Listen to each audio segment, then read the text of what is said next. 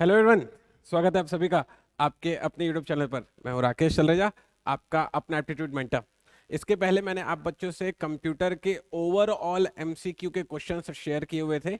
आज वाले वीडियो पर मैं आप सारे बच्चों से कंप्यूटर के एक स्पेसिफिक टॉपिक मेमोरी पर एमसीक्यू डिस्कस करने वाला हूं। ये मेमोरी टॉपिक मैंने क्यों पिक किया है मैं आपको पहले बता देता हूं। दरअसल जब मैंने इसके पहले कंप्यूटर वाला वीडियो डाला था जिसमें मैंने एमसीक्यूज के क्वेश्चंस करवाए थे, उस पे मैंने पूछा था आपसे कि आप और कौन कौन से सब्जेक्ट के वीडियो चाहते हैं। तो मैक्सिमम बच्चों ने उस पे कंप्यूटर लिखा था और कंप्यूटर में भी कुछ कुछ बच्चों ने स्पेसिफिक कर दिया कि सर मेमोरी के हमको चाहिए। तो इसीलिए मैं आपके लिए मेमोरी के ही एमसीक्यूज लेकर हाजिर हो गया हूँ। आगे बात पकड़ में, इस अब यहाँ पर इस चेन को कंटिन्यू कर रहा हूँ। अब फिर से कह रहा हूँ कि मेमोरी का एमसीक्यू आज करवा दे रहा हूँ। इसके बाद आपको जिस भी टॉपिक पर ऐसा लग रहा हो कि आपको एमसीक्यूज की जरूरत है, वो आप चैट पर लिख दो। करवाऊंगा सारे ही, लेकिन अगर मुझे चैट पर ऐसा मिलता है कि हाँ इस वाले एमसीक्यू की आपको जरूरत पहले है, तो वो वाला जो टॉपिक होगा जो आप पसंद करके मुझे बताएंगे उसका एमसीक्यू मैं पहले करवा दूंगा। आगे बात समझ में? तो एमसीक्यूज मैं आपको कंप्यूटर के सारे करवाऊंगा। अगर कोई ऐसा हो जो आपको पहले चाहिए हो, आप चैट पर लिख दीजिएगा, कमेंट सेक्शन पर लिख दीजिएगा, मैं रीड कर लूंगा और मैं अपना नेक्स्ट वाला वीडियो बिल्कुल उसी वाले टॉपिक पर बनाकर आपके लिए तैयार हो जाऊंगा। आगे बात पकड़ में, ठीक है? तो चलिए फटाक से मेमोरी वाले एमसीक्यू पर शुरू करते हैं। मेमोरी वाला एमसीक्यू ये आपके हॉस्टल वार्डन, लेबर इंस्पेक्टर और व्यापम के होने वाले सभी एग्जाम जिसमें कंप्यूटर पूछा जाता है के लिए इंपॉर्टेंट है। शुरू करते हैं क्वेश्चन नंबर 1 से। क्वेश्चन 1 पे कहता है कि कंप्यूटर में कितने प्रकार की मेमोरी पाई जाती है। देखो भाई, बहुत ही स्ट्रेट और सीधा आंसर है, सिर्फ आंसर बताकर नहीं निकल रहा हूँ, थोड़ा सा थ्योरी बताते हुए भी चल रहा हूँ। कंप्यूटर में दो प्रकार की मेमोरी पाई जाती है, एक होती है प्राइमरी और एक होती है सेकेंडरी। सीधा आपका जवाब ये होना चाहिए। कभी भी ये नहीं सोचना है कि भाई रैम रोम अलग है, हाँ, या फिर कैश मेमोरी अलग है, या रजिस्टर अलग है, या फ्लॉपी डिस्क या हार्ड डिस्क अलग है, नहीं। वो उसके पार्ट हैं प्राइमरी और सेकेंडरी मेमोरी के। लेकिन कंप्यूटर में मेमोरी दो ही प्रकार की पाई जाती है, एक होती है प्राइमरी, दूसरी होती है सेकेंडरी। तो इसका जवाब होना चाहिए ऑप्शन नंबर डी, 2।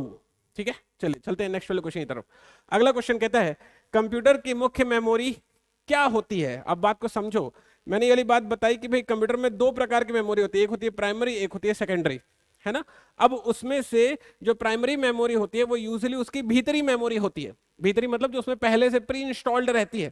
जैसे आपके कंप्यूटर में रैम जो होता है वो प्री इंस्टॉल्ड रहता है। जैसे आप बोलते हैं ना 4 GB का रैम है, 8 GB का रैम है, 16 GB का रैम है, जैसे आप बोलते हैं कि कंप्यूटर में प्री इंस्टॉल्ड है वो। हाँ, आप अलग से बाहर से भी एक्सटर्नल मेमोरी भी यूज करते हैं। जैसे उदाहरण के लिए कई कई लोग अपना 4 GB रैम बढ़वा लेते हैं, हैं, या फिर कई कई लोग जो है हार्ड डिस्क यूज करते हैं, अलग से पेन ड्राइव लगाते हैं। तो ये एक्सटर्नल मेमोरी होगी जो आप अलग से लगा रहे हो।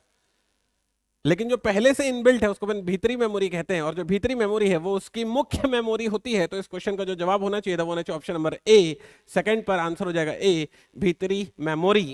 Question number third, question number third में कहता है कंप्यूटर में स्थायी मेमोरी के लिए किन वस्तुओं का प्रयोग किया जाता है। और ऑप्शंस में लिखा हुआ है फ्लॉपी डिस्क, टेप चुंबकीय, हार्ड डिस्क, ऑप्टिकल डिस्क, या फिर ये सभी। अब बात को समझो, आप ये जो सब है इसको पहले आप समझने की कोशिश करो।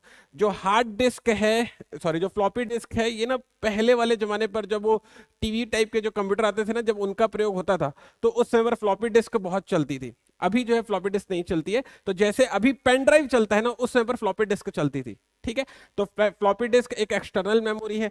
दूसरा टेप चुंबकीय भी एक एक्सटर्नल मेमोरी है। हार्ड डिस्क ये तो आप अभी भी यूज करते हो, जैसे पेन ड्राइव जो है आप 8 GB, 16 GB, 32 GB खरीदते होगे। अगर मान लो उसका स्पेस बढ़ाना है, 1-1 TB तक अगर आपको स्पेस चाहिए, तो लोग जो है हार्ड डिस्क खरीदते हैं। ऑप्टिकल डिस्क भी बिल्कुल इसी तरीके से होती है। तो ये जो सारी चीजें हैं ये एक्सटर्नल मेमोरी है, और एक्सटर्नल मेमोरी का जो प्रयोग है वो हम लोग स्थायी रूप से डेटा को सेव करने के लिए करते हैं। स्थायी रूप से डेटा को सेव करने का मेरा मतलब ये है कि जैसे मान लिया कि ये मैं यहाँ पर भी पेन यूज करता हूँ, मैंने यहाँ पर लिख दिया फॉर एग्जाम्पल कंप्यूटर, ये मैंने लिख दिया, है ना। अब देखो ये कंप्यूटर जो मैंने यहाँ पर लिखा ये सेव हो गया है, आ गई बात समझ में। लेकिन मैं जैसे ही पन्ना पलटूंगा और इस पन्ने पर वापस आऊंगा तो मानते हो कंप्यूटर हट चुका होगा। एग्री करते हो आप? तो ये जो कंप्यूटर है ना, ये दरअसल यहाँ पे टेम्पररली सेव्ड है। अगर मान ले ये जो स्क्रीन है ये बंद हो गई, अचानक से लाइट गोल हो गई, और मान ले ये बंद हो गई, बंद हो गई और उसको दोबारा चालू करूंगा तो ये कंप्यूटर यहाँ पे लिखा रहेगा क्या? नहीं, मिट जाएगा, गायब हो जाएगा। तो जो कंप्यूटर है ये टेम्पररली सेव्ड है। एग्री करते हो आप यहाँ पर? तो ऐसे जो भी टेक्स्ट वगैरह मैं लिख रहा हूँ, एक उदाहरण है ये, ऐसे और भी कई सारी चीजें होती हैं। जैसे फॉर एग्जांपल आप किसी वेबसाइट को जब विजिट करते हैं तो उसमें आपको हमेशा पूछा जाता है कि भाई इसकी जो कुकीज है वो हम लोग रीड करेंगे। तो वो जो कुकीज हैं, वो जो सब कुछ जो आपके कंप्यूटर में सेव हो रही होती है, वो सब कुछ जो है आपकी वेबसाइट वगैरह रीड करने की कोशिश करते हैं। हाँ, आप जब गूगल में मान लिया अपना कोई पासवर्ड डालते हो और उसमें जीमेल में आप लॉगिन कर लेते हो, जब नेक्स्ट टाइम जब आप आते हो लॉगिन करने तो बार बार आप पासवर्ड नहीं डालते हो, एक ही बार आप लॉगिन करके छोड़ देते हो और जब जब आते हो जीमेल पे टिक करते हो, आपका अपने आप ही खुलता रहता है। क्यों? क्योंकि आपका जो पासवर्ड है वो टेम्परली उस कंप्यूटर में सेव हो चुका है। होता है ऐसा? तो मैं ये कहने की कोशिश कर रहा हूँ कि जो सेकेंडरी मेमोरी होती है, जैसे फ्लॉपी डिस्क, टेप चुंबकीय, हार्ड डिस्क, ऑप्टिकल डिस्क, ये सब कुछ स्थायी मेमोरी होती है। कि अगर मान लिया कि अगर आपने अपने पेन ड्राइव पे कोई वीडियो डाल दिया तो डाल दिया, वहीं पड़ा रहेगा। अब मान लिया कंप्यूटर बंद भी होता है तो वीडियो गायब नहीं होगा, तो वो स्थायी मेमोरी का पार्ट हो गया। लेकिन ये जो कंप्यूटर पे मैंने लिखा हुआ है, अभी अगर ये स्क्रीन बंद हो जाएगी और दोबारा इस पीडीएफ को ओपन करूंगा तो ये कंप्यूटर जो लिखा हुआ है ये गायब हो जाएगा। तो ये टेम्परली सेव्ड हुआ है। ठीक है, तो उसने सवाल में क्या पूछा, जरा फोकस करो। सवाल में पूछा कि भाई स्थायी मेमोरी के लिए किसका प्रयोग करते हैं। भाई आपने पेन ड्राइव में अगर कोई फाइल सेव करी है, कंप्यूटर बंद हो जाएगा, फिर दोबारा से कंप्यूटर चालू करोगे और पेन ड्राइव को लगाओ तो फाइल गायब हो जाएगी क्या? पड़ी रहेगी ना वहीं पर। तो इसका मतलब ये है कि ये सारे के सारे जो एक्सटर्नल मेमोरी होती है, हम लोग स्थायी मेमोरी के लिए प्रयोग करते हैं। इसका जवाब होना चाहिए था ये सभी। ठीक है, कंफर्टेबल? चलिए आगे बढ़ते हैं, चलते हैं नेक्स्ट वाले क्वेश्चन की तरफ। क्वेश्चन नंबर 3 कहता है बिजली बंद किए जाने के बाद जो स्टोरेज अपना डेटा रखती है उसे हम लोग क्या कहते हैं? Volatile, non volatile, sequential, direct, या इनमें से कोई नहीं? पहले इत्मीनान से ऑप्शन को समझ लो। वोलाटाइल वो होता है जो अपना डेटा नहीं रखता है। जैसे उदाहरण के लिए अभी जो मैंने कंप्यूटर शब्द लिखा था, लाइट गोल हो जाती, फिर से लाइट आती, ये पीडीएफ ओपन करता है, कंप्यूटर गायब हो जाता। लेकिन ये जो पीडीएफ है, ये जो मैंने इसके ड्राइव में जाके डाउनलोड कर दिया है या फिर मैं अपने गूगल ड्राइव में सेव करके लाया हूं इसको, अब चाहे लाइट 100 बार गोल हो जाए, फिर आ जाए, और फिर मैं जब इसको चालू करूंगा तब भी ये ऑरेंज कलर का अक्षर बिजली बंद कर दिए जाने वाला लिखा ही रहेगा यहाँ पर, इसको कोई नहीं मिटा सकता। मानते हो? तो ये जो है ये परमानेंट है। अभी जो कंप्यूटर शब्द लिखा था लाल कलर से वो टेम्परेरी था, तो टेम्परेरी वाला होता है वॉलेटाइल, और ये जो परमानेंट लिखा हुआ है ये होता है नॉन वोलाटाइल, जो लाइट बंद हो जाने के बाद भी ऐसा ही दिखेगा हमेशा। आपको लाइट बंद हो जाएगी, चालू करूंगा, उसके बाद भी पीडीएफ ऐसी ही दिखेगी। वो कंप्यूटर जो लिखा था ना अभी हाथ से, वो बस गायब होगा। पॉइंट आया समझ में? तो जो वोलाटाइल है, वोलाटाइल वो टेम्परली सेव्ड के लिए है, जो नॉन वोलाटाइल है वो परमानेंट सेव्ड के लिए है। तो जो चीज टेम्परली सेव्ड होती है वो लाइट बंद हो जाने से गायब हो जाती है, जो चीज परमानेंट सेव होती है लाइट बंद होने से भी गायब नहीं होती है। ठीक है, अगला है सिक्वेंशियल और स्टोरेज। सिक्वेंशियल वही होता है जो आप एक्स्ट्रा ऐड कर रहे होते हैं। जैसे आपने मान लिया कि हार्ड डिस्क ऐड करी तो सिक्वेंशियल में काउंट हो गया। डायरेक्ट स्टोरेज वो होता है जिसको सीपीयू डायरेक्ट एक्सेस करता है। जैसे उदाहरण के लिए आपकी कैश मेमोरी है, भाई आपके जो भी पासवर्ड वगैरह जो गूगल सेव करता है वो सारे के सारे सीपीयू डायरेक्ट एक्सेस कर सकता है। जो आपकी कैश मेमोरी में जो भी डेटा सेव होता है, जो भी वेबसाइट वगैरह की जो कुकीज वगैरह सेव होती हैं, वो सब कुछ जो है डायरेक्ट मेमोरी किस लिए कहलाती है? क्योंकि उसको सीपीयू डायरेक्ट एक्सेस कर लेता है। आगे बात समझ में? तो उसने क्या पूछा है कि भाई बिजली बंद हो जाने के बाद कौन सा स्टोरेज अपना डेटा रखता है? वही जो पेन ड्राइव में सेव करके घूम रहा होता हूं, नॉन वॉलेटाइल वाला जो स्टोरेज होता है वो हमेशा अपना डेटा सेव करके रखता है। आंसर था option number B. Number 5, computer data gather करते हैं, इसका अर्थ है वे यूजर को डेटा खालिस्तान करने देते हैं। अब कंप्यूटर जो है डेटा को एक जगह इकट्ठा करके रखते हैं। गैदर का मतलब इकट्ठा करके उन्होंने रखा है, तो इसका मतलब वो यूजर को क्या करने दे रहे हैं? प्रेजेंट करने दे रहे हैं। प्रेजेंट मतलब कि जैसे मैं ये पीपीटी आपके सामने प्रेजेंट कर रहा हूँ, प्रेजेंट करने दे रहे हैं। इनपुट है, आउटपुट है, स्टोर है, इनमें से कोई नहीं है। ऑब्वियसली स्टोर है। भाई कंप्यूटर जो है यूजर को अपना डेटा वहां पर स्टोर करने देते हैं, इसीलिए तो वो उसको गैदर कर पाते हैं ना, इकट्ठा कर पाते हैं, है ना? तो इसका जवाब होगा ऑप्शन नंबर डी, स्टोर। चलते हैं क्वेश्चन नंबर 6 की तरफ। अगला क्वेश्चन कहता है खालिस्तान एक प्रकार की स्थायी मेमोरी है जो स्टार्टअप के लिए जरूरी उन सभी इंस्ट्रक्शन को होल्ड करती है और पावर बंद करने पर यह इरेज नहीं होती। अब बात को समझो, ऐसी कौन सी मेमोरी? जैसे उदाहरण के लिए आप इस बात को समझना, जैसे उदाहरण के लिए मैंने ना, आप कभी ऐसा किया हो गया अपना कोई प्रोजेक्ट वगैरह के लिए, कोई वर्ड फाइल अगर बनाए हो गया, कोई पीपीटी अगर आप बनाए होगे, तो जब आप पीपीटी में काम करते रहते हो और आप सेव करना भूल जाते हो, कंट्रोल एस मारना भूल जाते हो, और आप अचानक से ही ना मान लिया लाइट गोल हो जाती है, तो वो जो पीपीटी है, वो जो वर्ड फाइल आप बनाए रहते हो उड़ जाती है। कभी कभी कंप्यूटर बैकअप रख लेता है, तो मान लिया आपने कंप्यूटर चालू किया तो भूले चूक मिल भी जाएगी, लेकिन 90% चांसेस है नहीं मिलती है। ठीक है, तो अगर आपने कंट्रोल एस किया तो वो जाकर सेव हो गई परमानेंटली। परमानेंटली सेव हुई मतलब वो है रीड ओनली मेमोरी। ठीक है, तो उसने क्या पूछा है कि भाई कभी भी आप जो है कोई भी इंस्ट्रक्शन वगैरह दोगे तो वो सब कुछ जो है पावर बंद हो जाने पर भी इरेज नहीं होगा, वहीं पर सेव रहेगा। क्यों सेव रहेगा? क्योंकि परमानेंटली सेव हुआ था। परमानेंटली सेव हुआ था इसका मतलब है वो कौन सा मेमोरी का पार्ट है? रीड ओनली मेमोरी का पार्ट है।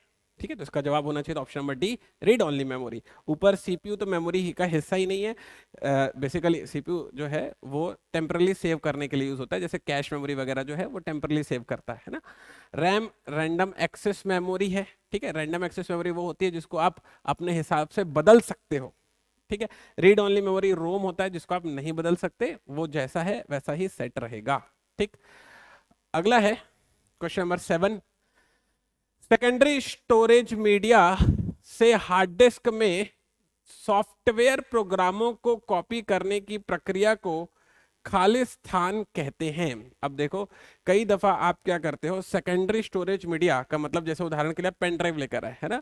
पेन ड्राइव से मान लिया कोई सॉफ्टवेयर लेकर आए, उदाहरण के लिए चलो अपने लिए कोई गेम ले आए, जीटीए ही ले आए, और अब जीटीए को आप जो है अपने कंप्यूटर में चलाना चाहते हो। जीटीए कंप्यूटर में चलाना चाहते हो तो क्या करोगे? इंस्टॉल करोगे, उसके बाद वो गेम चलेगी। तो वो सॉफ्टवेयर जो आप पेन ड्राइव के थ्रू लेकर आए थे, जिसको अपने कंप्यूटर में चलाना चाहते हो, तो पहला स्टेप क्या होगा?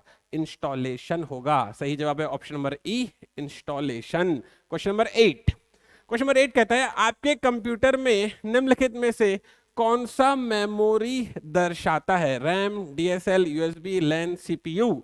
अब ये जो यूएसबी, लैन, सीपीयू है, ये सब आप जानते होंगे भाई। यूएसबी केबल्स आप यूज करते हो, लैन केबल्स आप यूज करते हो, सीपीयू तो अलग से पूरा एक डब्बा लेकर घूम रहे होते हो, है ना।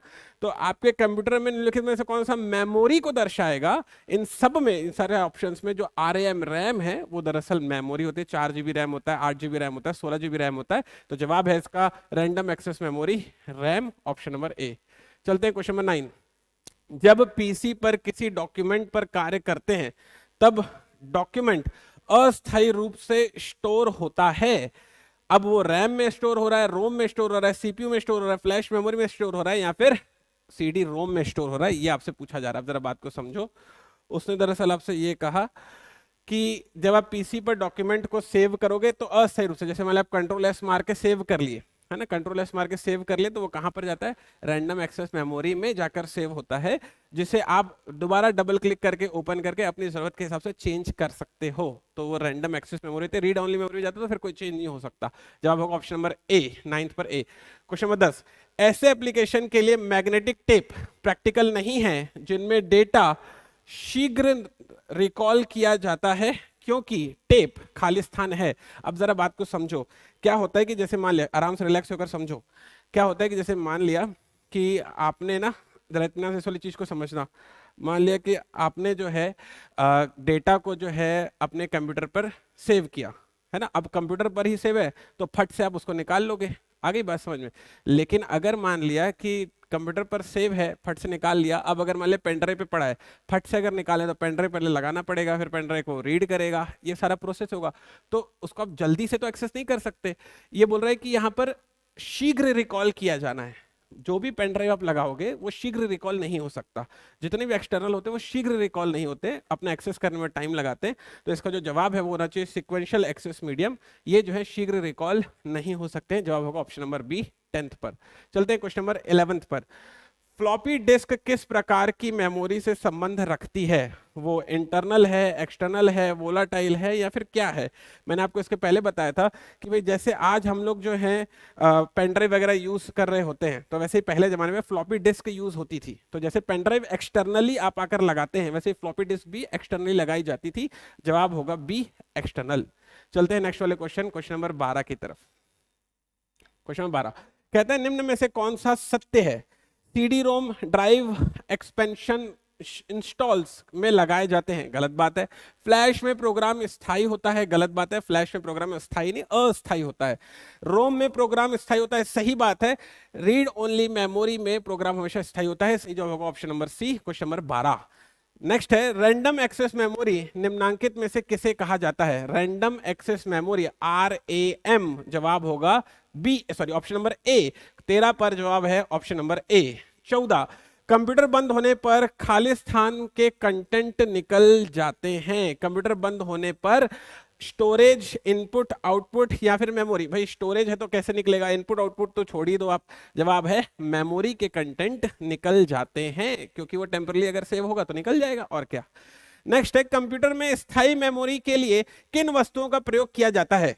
फ्लॉपी डिस्क, टेप चुंबकीय, हार्ड डिस्क, ऑप्टिकल डिस्क। देखो ये सारे के सारे जो है ना एक्सटर्नल है। अभी भी आपको मैंने बताया था अगर आप पेन ड्राइव में कोई फाइल सेव कर दोगे तो कंप्यूटर बंद भी हो जाएगा, उसके बाद भी वो फाइल वहीं पड़ी रहेगी। जब दोबारा कंप्यूटर चालू करोगे तो वहीं से आप निकाल सकते हो वापस। तो वो एक्सटर्नली जो सारे डिवाइस होते हैं सारे के सारे परमानेंटली सेव करते हैं।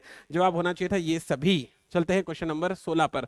निम्नांकित में से कौन कंप्यूटर का बिल्ट इन मेमोरी है? इनमें से कौन सा है जो आपको कंप्यूटर में पहले से ही जो है सेव होकर मिलता है? बिल्ट इन मेमोरी होता है, आपको अलग से खरीदने की जरूरत नहीं पड़ती है। भाई जैसे देखो रैम है, वो आप खरीद के बढ़ा सकते हो, 4 GB को 8 GB कर दो, 8 GB को 16 GB कर दो। लेकिन जो रीड ओनली मेमोरी है ये आपका इनबिल्ट रहता है, इसे आपको खरीद कर अलग से कम ज्यादा करने की जरूरत नहीं पड़ती है। तो ये इनबिल्ट है। जवाब क्या होगा? ROM, रोम। क्वेश्चन नंबर 17, सीपीयू की संसाधन शक्ति को बढ़ाने के लिए सीपीयू और रैम के मध्य कौन सा माध्यम प्रयोग किया जाता है?